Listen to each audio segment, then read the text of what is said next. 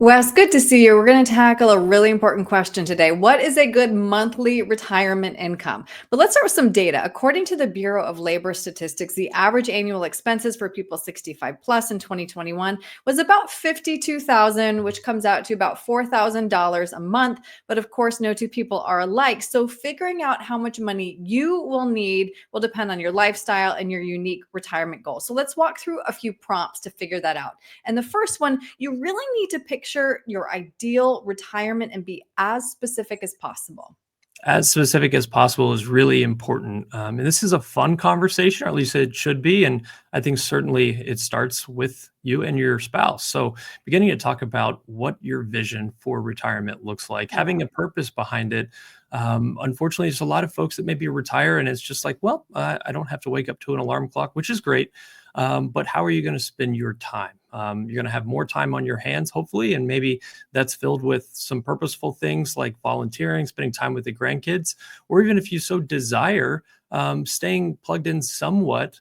Maybe it's not a full-time career for sure, because that wouldn't be a retirement, right? But maybe some part-time work, something that you really enjoy doing, in addition to thinking about those fun things like travel, getting into hobbies, and spending time with like-minded people, and just really staying active.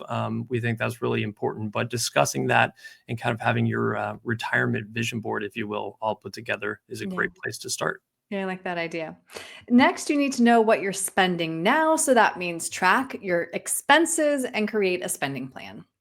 Budgeting is boring, right? But It it's is. really important, and Yeah. this is all over the board. You have folks that, have a spending plan or a budget of, like we talked about, 4 or 5,000 a month, and then those, if they have, much greater resources, maybe their lifestyle is really expand, and that's 10, 12, 13, 14,000 per month. We also see that.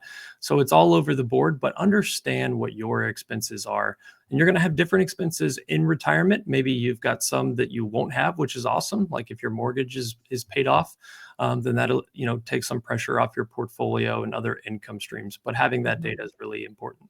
Right. And you also suggest accounting for common risk factors. That means inflation, longevity, and the inevitable changes to Social Security. That's right. If anything, in the last couple of years, inflation has reminded us that it's kind of that silent tax, if you will, Yeah, good especially point. on the middle to upper middle class. Mhm. Those that, where our dollars aren't going quite as far. So, factoring in the increase year over year, that your assets need to be working for you to keep up with that sort of cost. Longevity, people are certainly living longer. In fact, Aaron, just a couple of weeks ago, had a client come in, and it was his dad's 101st birthday, and he's That's living on his amazing. own in Yeah. upstate New York. The lake effect snow's coming in, but he's not bothered by it. He's feeling Yeah. great. Health is good. Still driving, believe it or not. Hopefully, he's not, having to shovel his own driveway out, right? But um, longevity is something that we never know. How long that's going to be.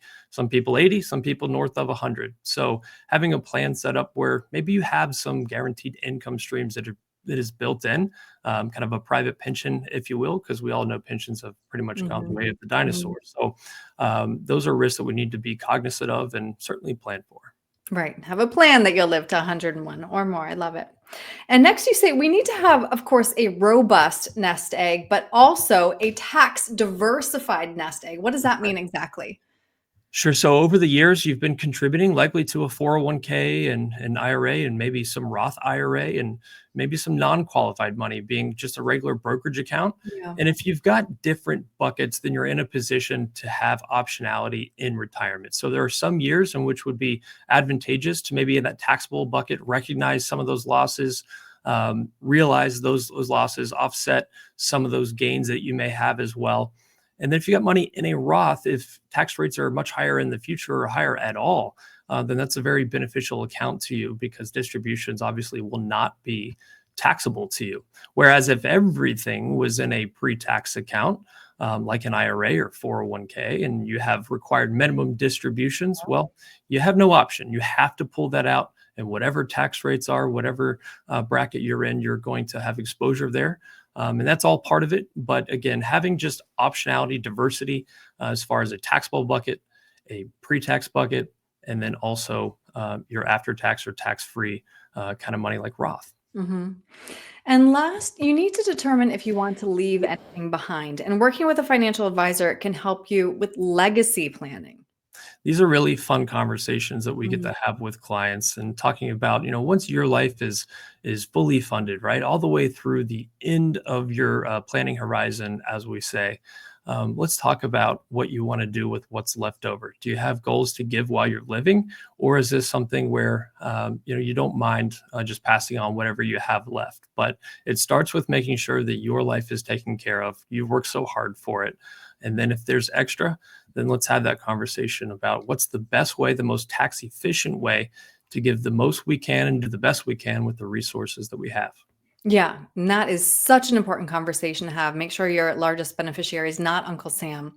Right. So, Wes, if somebody would like to talk through these prompts with you to bring them to a specific number, what's the best way to reach you?